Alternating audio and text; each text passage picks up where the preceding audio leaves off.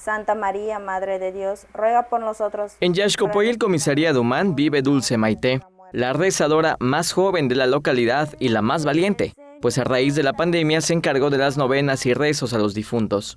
Dulce Maite aprendió a cantar y rezar desde pequeña cuando acompañaba a su mamá a las novenas.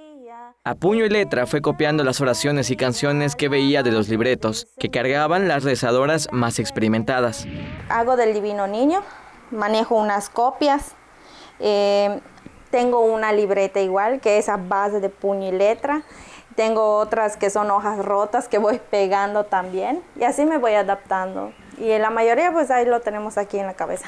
Su pasión por la actuación y el canto la llevaron a entonar las melodías para despedir a los difuntos. Ahora en pandemia, las rezadoras adultas no se arriesgan a acudir a la novena. Por eso, Dulce es la responsable de su comunidad.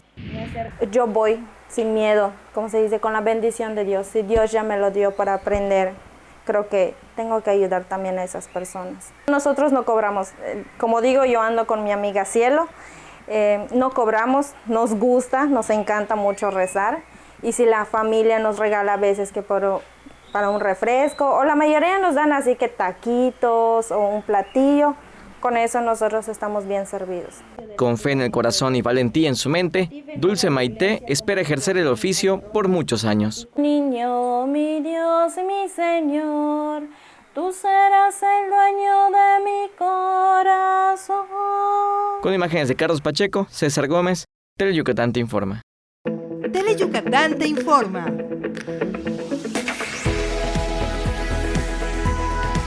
Lunes a viernes, 3 de la tarde.